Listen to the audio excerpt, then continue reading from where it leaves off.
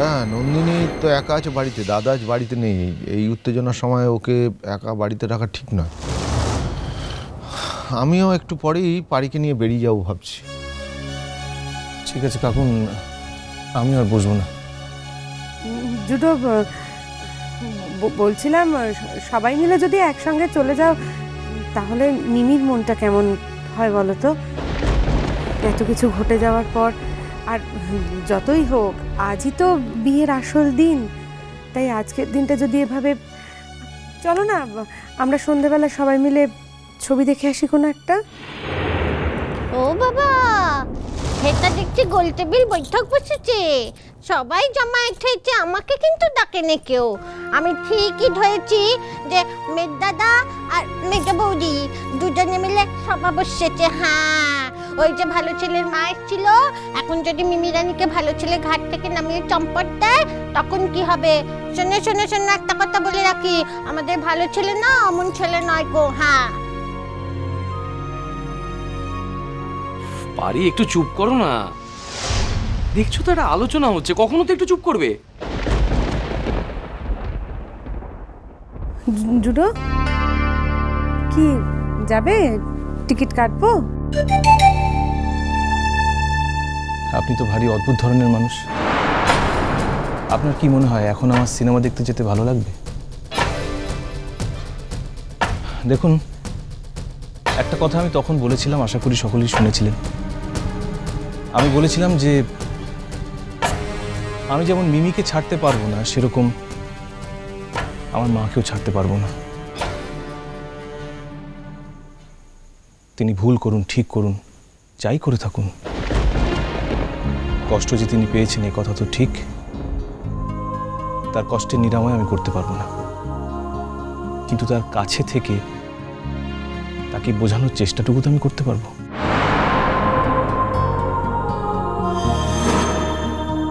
একদম ঠিক বলেছ। আজকে আমরা কোথাও যাব না, তুমি বরং বাড়ি চলে যাও, বাড়িতে গিয়ে মায়ের কাছে একটু থাকো। থ্যাংক ইউ মিমি। আমি জানি আমি আমার জীবনে ঠিক মেয়েকেই পছন্দ করেছি। হ্যাঁ গো ভালো ছেলে, আমাদের কেলেন্ডির রংটা কালো হলে কি হবে, মনটা কিন্তু খুব ভালো। হ্যাঁ জুডো, আমিও তোর সঙ্গে তোর রাঙা কাম্মাকে নিয়েই।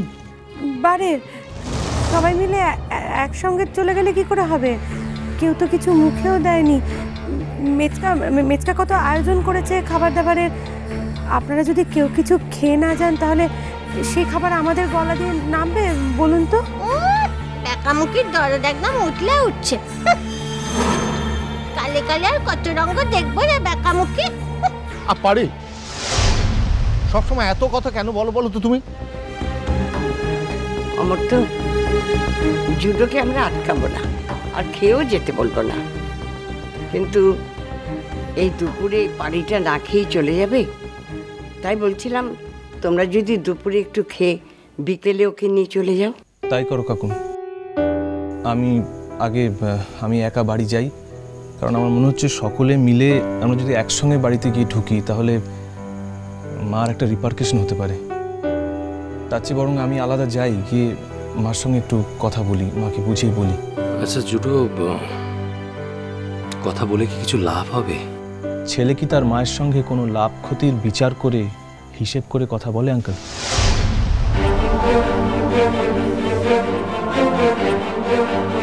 আপনি বলেন আপনার মায়ের সঙ্গে। আরে বাবা, আজকে একটা ঘটনা ঘটে গেছে, এসব কথা কি না বললেই নয়? একটু থিতু হোক না, তারপরে এসব আলোচনা করা যাবে।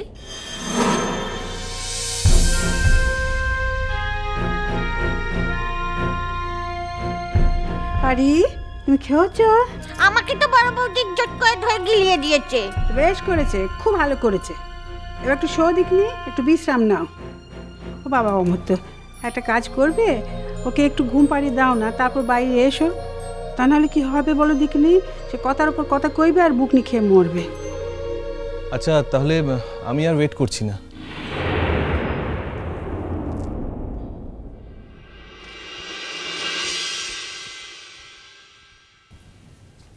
মিমি, আমি আসছি।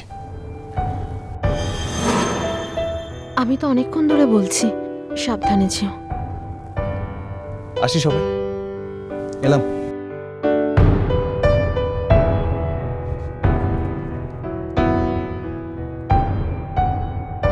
এই মিমি, জানা ভালো ছেলে চলে যাচ্ছে, বরকে একটু এগিয়ে দে না। দিন দিন একদম ঢঙ্গের শিরোমণি হচ্ছে আমাদের শ্রেষ্ঠ ঢঙ্গ।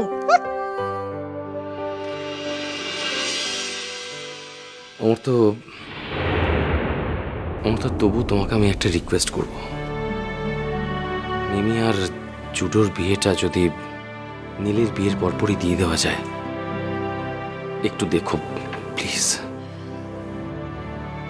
শুভ, এই ব্যাপারে যা সিদ্ধান্ত নেবার তা জুডোই নেবে। তবে ভেবো না, আমাদের বাড়ির ছেলে তো কথার দাম রাখতে জানে।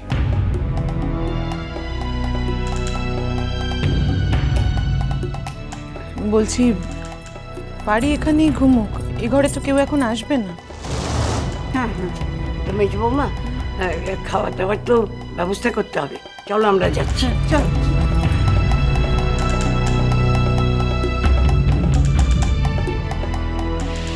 উফ, আজ যেন নিজে থেকেই হাত ধরে সুযোগ কাছে চলে আসছে।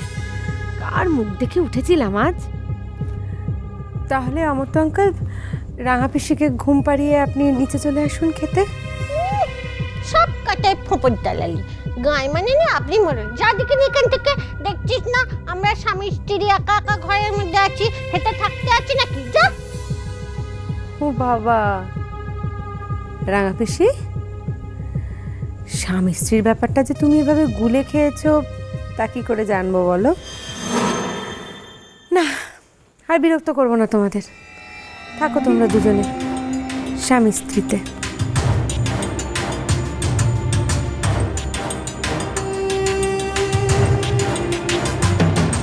তোমার স্বভাবের জন্য না তুমি সবার কাছে কথা শোনো। এত বাড়তি কথা বলা দরকার কি তোমার? না, শুয়ে পড়ো, ঘুম না।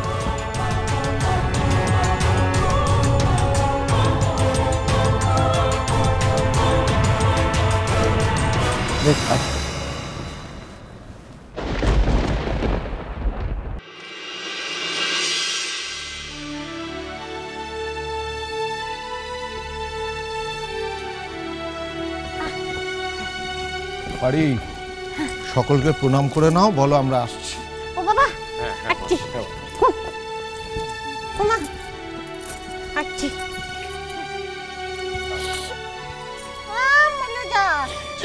মেয়ে ছেলে কাঁদছে দেখো না, মনে হচ্ছে মেয়ের বিয়ে দিয়েছে, সারা জীবন এমন করে আঁচলে বেঁধে রেখে দেবে। সেই জন্য শ্বশুর বাড়ি যেতে হবে না বুঝি?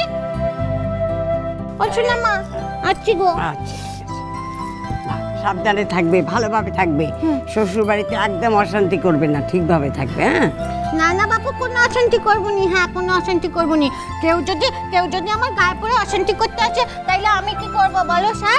আমি কি করবো বলো? আমি তো কিছু চাইনি গো, আমি তো কিছু চাইনি। আমি খালি চাই স্যারকে যত্ন করে সুস্থ করে তুলতে। হ্যাঁ, সেটা যদি কারো সহ্য না হয় আমি কি করবো বাপু বলো? বাবা দাঁড়াও পারি, একটা কাজের কথা আছে। বাবা মতো, আমি ডাক্তারের সঙ্গে সব কথা বলে এসেছি, বুঝলে?